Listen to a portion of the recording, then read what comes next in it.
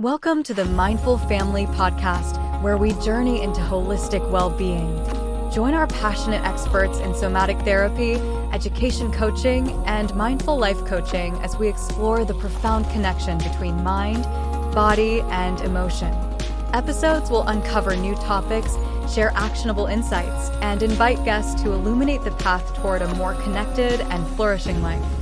Tune in to navigate the depths of mind-body emotion connections, fostering resilience and growth for all.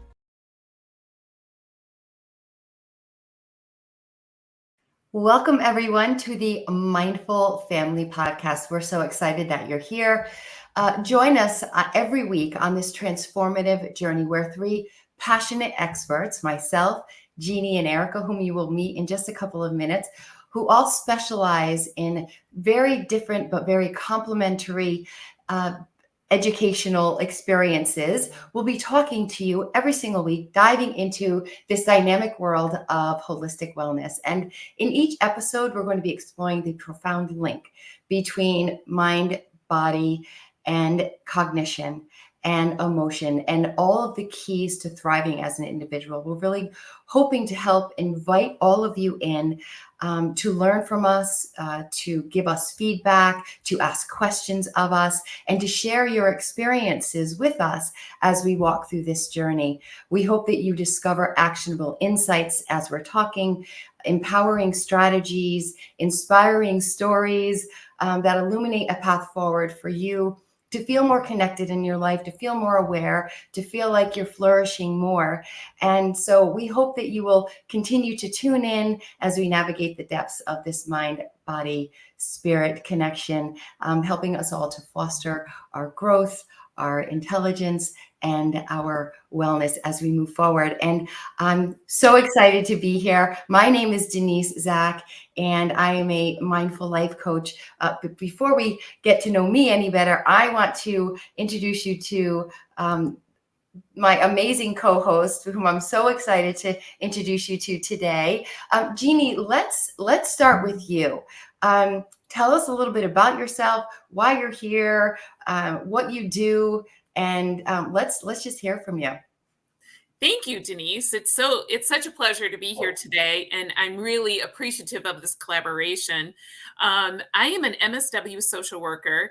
My expertise is education. I have been working for quite some years in the Orlando area. I was previously a regional manager for the International Project Search Program, working in conjunction with the Orlando schools and vocational rehabilitation, helping students get jobs in the Orlando area. However, COVID came along and kind of put a stop to that program because it was working with hospitals and the hospitality industry. So I had been working as an adjunct professor at Eastern Florida State, teaching social work, and also dabbling in some English tutoring on a few of the online platforms. Interesting thing is my business blew up 300%, and I was able to actually incorporate my social work in conjunction with education. And 2 years ago, I founded my organization, Exceptional Cognitions, and we serve a population of students that have learning challenges. So working with students who are gifted, working with students that have autism, ADHD, dyslexia, any kind of learning challenge is our area of expertise. However, the underlying theme that I see going through my work is that English has an awful lot to do with all areas in all subjects. So eventually what evolved was the connection between reading, not only comprehension and reading fluency, but essay writing as well as verbal communication. So all of those have an awful lot to do with, learning challenges. Eventually, we began offering executive function coaching as well as student success, which allowed us to really focus on incorporating the academics with the learning challenges. So today we're working in 20 different states in 20 different countries, helping individuals in all of those areas.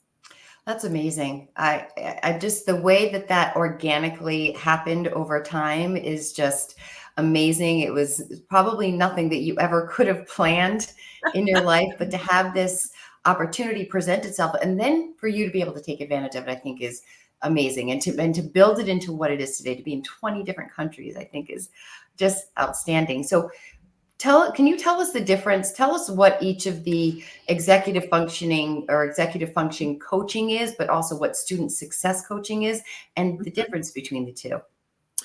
Yeah, so executive function is the underlying area that affects many different learning disabilities. So executive function is in the prefrontal cortex of our brain, but there is this overlap. Students with dyslexia, students with autism, students with ADHD all experience some similar difficulties in learning. So some of those would include time management, organization of projects, memory and retention, task initiation.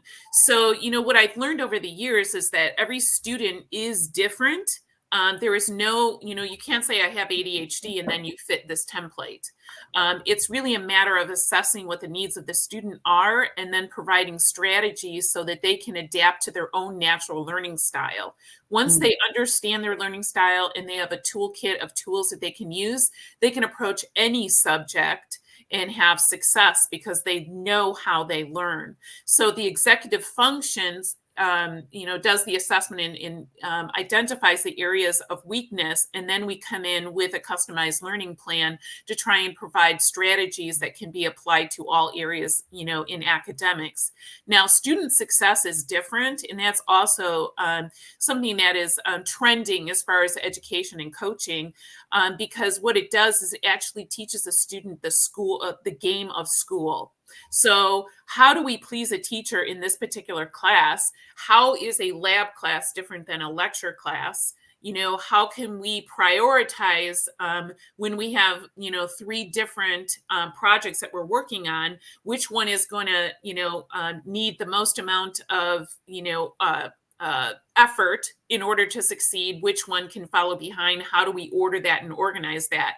So often with those types of students I'm working with, like a high school student that has a syllabi, and we'll take that syllabus apart, we'll look at what the highest scoring projects are, where we need to prioritize our time, and then we put all pieces back together with all of the students' classes to decide how we're going to structure the semester and prioritize our time so that we can maximize our success. So just kind of in summary, executive function addresses areas of weakness and provides skills to overcome those based on the way that our brain is wired. And the student success gives them strategies in which they can prioritize, their success within the semester, looking at the entire, subject matter that they're studying for that particular semester.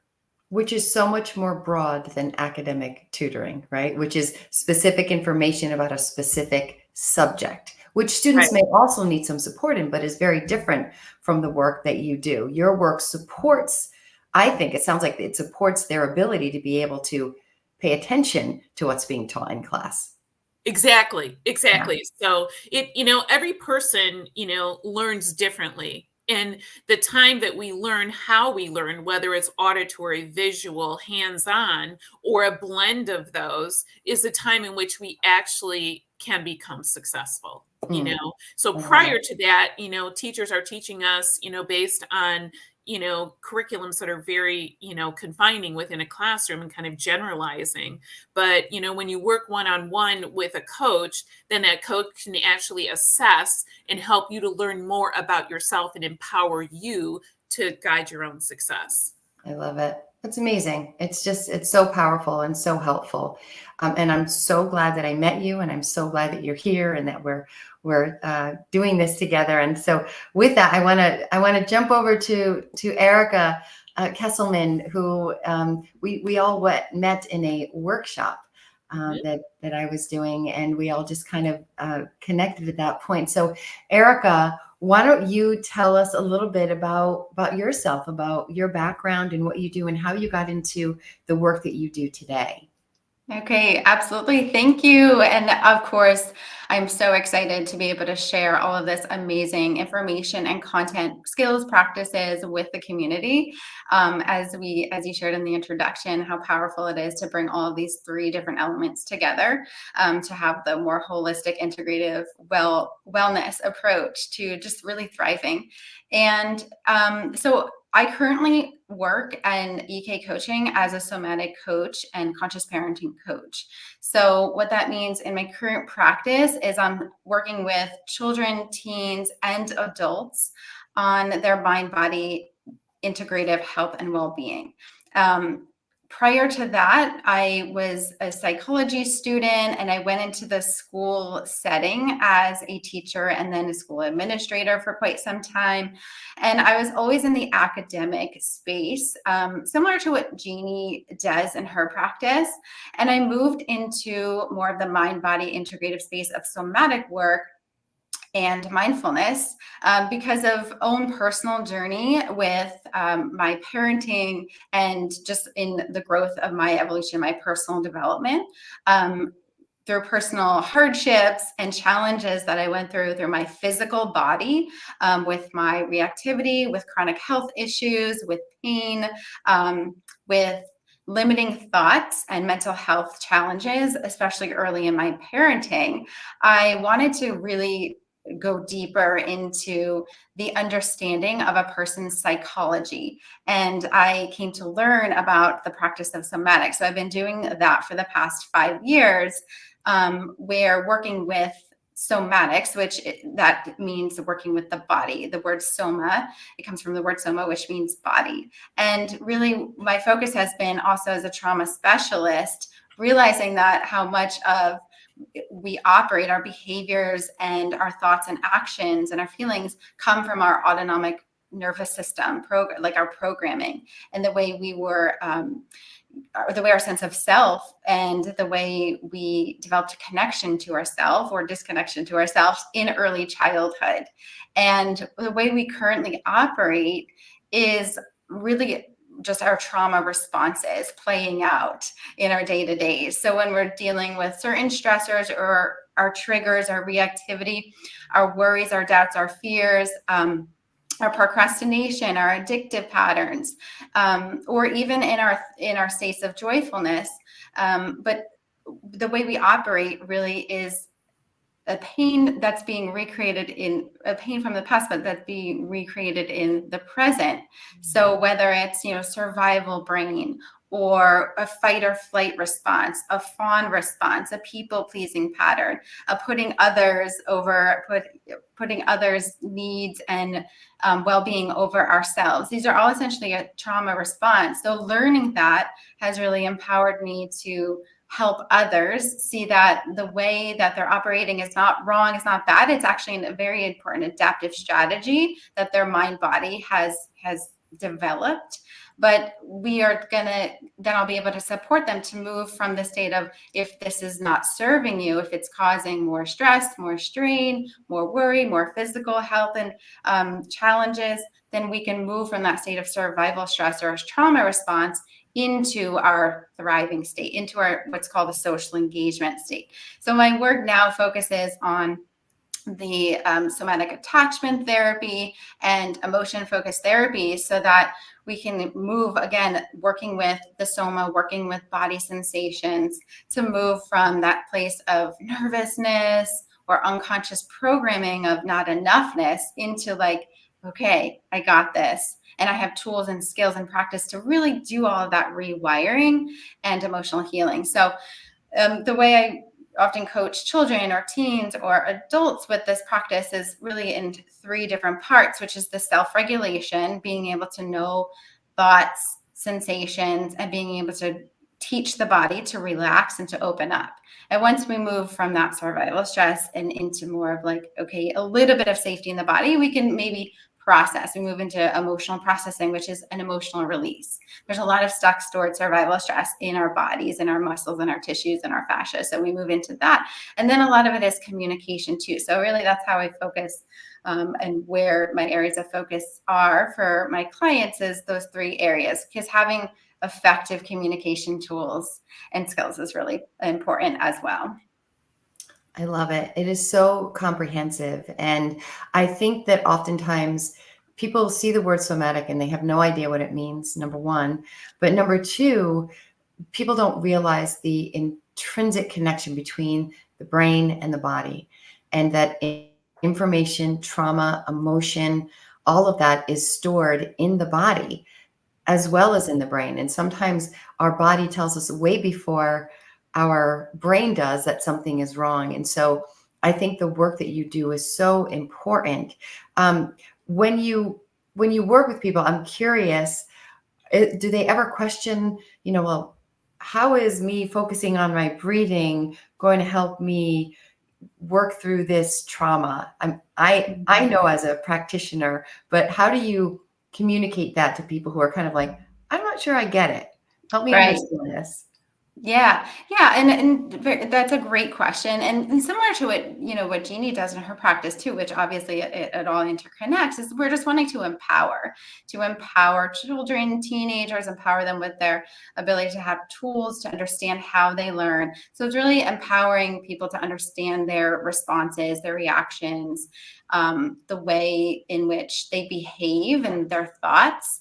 And then sometimes it depends on, it's very customized, very individualized for a person's, how they're experiencing themselves and their relationships. But sure, sometimes the regulation part, which is a kind of a acceptance of and a relaxing of certain areas, and in the chest and the belly and the hands, the breathing is a very powerful tool. But maybe we don't need to start there, or the person doesn't want to start there. Maybe it's so on the surface level that we really need to start with maybe more of a gentle release of tension. And instead of bringing the body down first, they're in a chronic fight or flight and they need a more gentle release.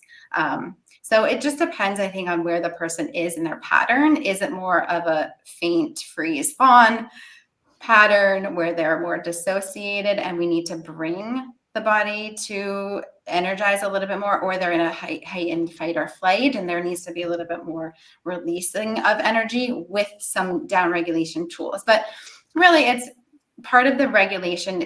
Breathing is helpful, but there's so many other different ways to self-regulate and co-regulate. It's hard to co-regulate without self-regulation, but self-regulation also happens with co-regulation.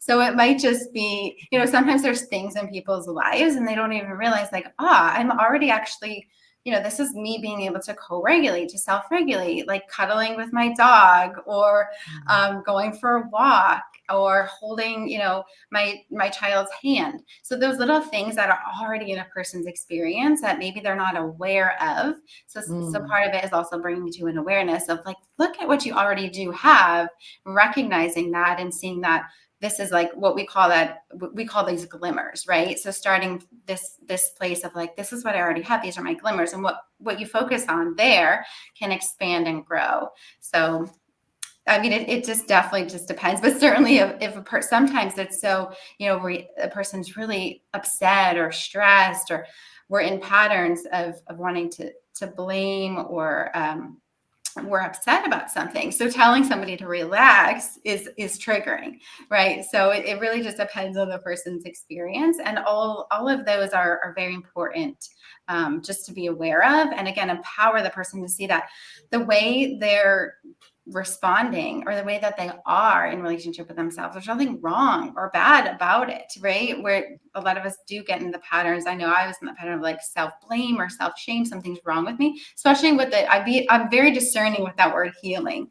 Sometimes it's helpful to come to the space of, you're already whole and complete the way you are, even though it might not feel that way.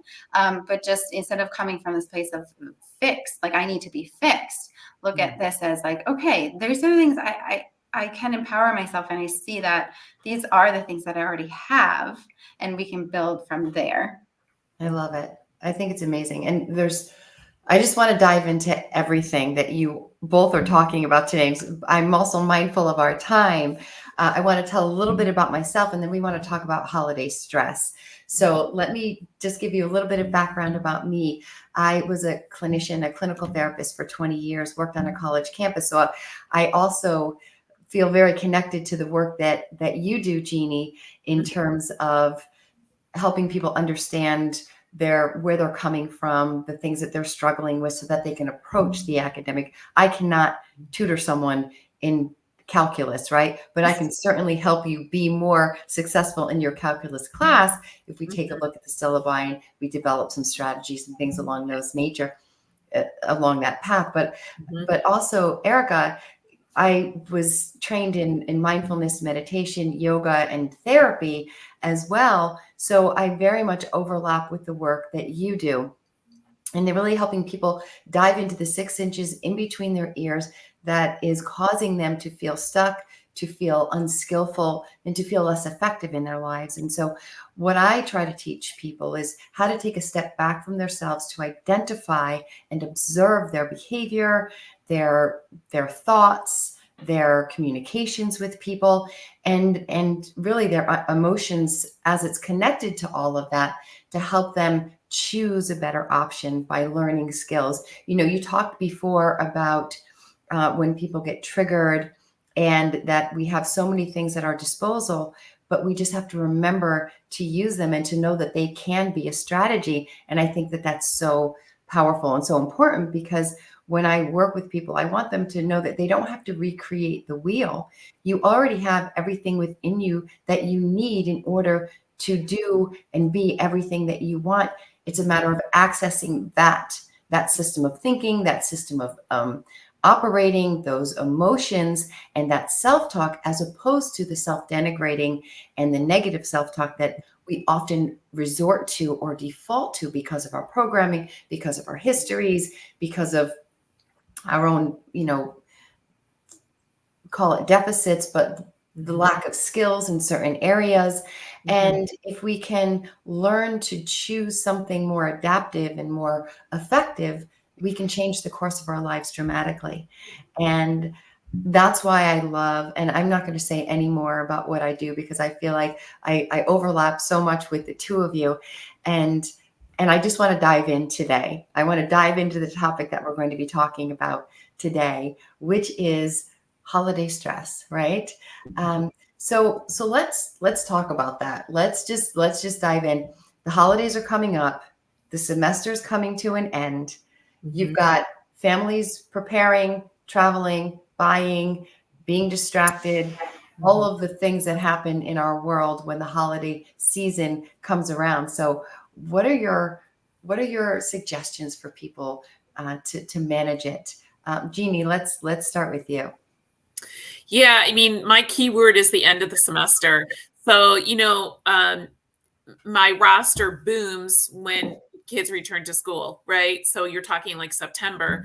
And, all semester we have been doing homework, and we have been doing executive function and student success coaching, giving them the tools and actually giving them the ability to apply those tools in each one of their subject areas. So the end of the semester really marks kind of like the grand performance of all of that coming together. So there's a sense of anticipation, there's a sense of gained confidence, and let's see if we can, stand back and reflect on where we were when we began in September versus where we are now. Mhm. And nobody needs to, expand on the fact that, a final exam or a final project or an essay brings anxiety, right? We all know that. And, through our analysis, we've also learned that those are usually the assignments that bring the biggest impact on our grades. So I Mm. think there's a huge sense of urgency right now, fight or flight, anxiety, and the sessions with me involve not only the academic and the goals that we're trying to achieve, but also maybe some breathing exercises, some mindfulness, to get the student back and centered, and realizing, Denise, what you said, they have all of the tools within themselves to succeed. and helping them reach their maximum potential by the end of the semester. Mm. So, and, the greatest thing for those of us that work in education is having a huge break between the holidays and the new year, so that much needed break. Yeah. yeah, that helps when you dangle the carrot, Yeah. and you're like, okay, we got 2 weeks and Right. it's all going to be over. One So final push. exactly. Yeah. It's a good remedy. Yeah. I love it. Awesome. Good advice. What about for you, Erica? And feel free to jump in. If Erica, if you want to dive in on what Jeanie's saying, just do what we do when we're, this is our first podcast together, but do what we do when we're sitting, at the park and chatting. Just because it's good stuff. So. Yeah, I think that's fantastic. And thank you, Jeanie. Yeah, so true. Just realizing how anxious these times could be and being in that place of just kind of owning it and using the tools that you already have, even if it's just one or two simple things. And it's a constant practice. So being gentle and compassionate and kind to yourself through that is like, it's not really about getting rid of the anxious feelings. It's about working with it. So, yes. But yeah, certainly holiday stress, what I'm seeing a lot in the community and with the families I work with is just like the program of I have to, right? It's like I have to do. And the kids get so excited, especially teenagers too, even parents, like sometimes, and it just depends on how somebody experiences stress, or if it's a good stress, or maybe a more hurtful or toxic or just difficult stress, right? So, but what we experience as stress is really within us. And it doesn't exist outside of us. So I'm just seeing, certain families have the demands that are placed on them, or they're in a state of like, I have to do this. We have to go to the tree lighting. We have to buy these gifts. Obviously, the kids get excited. The parents get excited to go shopping, do the tree, do the lights, the decoration, this and that. So we work with the excitement of it. And sometimes that does bring that excitement and good stress, but at what cost, right? Is it at the cost of like staying up late, or is it the cost of I'm going to be reactive? My children went to the tree lighting and enjoyed it, but on the way home, I'm like screaming at my kids, which is, I was that parent. So no judgment there at all, but I was that parent. That's why I'm doing what I'm doing now. But yeah, I think it just depends on, I think for coping with that is realizing that, okay, I can be in an empowered place, take ownership of this, give myself some self-agency of the experience, the stress that I experience is again within myself. So maybe a question to ask yourself, like, am I feeling like I have to do this? And what is telling me that I have to do this? What is this voice, or who is telling me that I have to do this?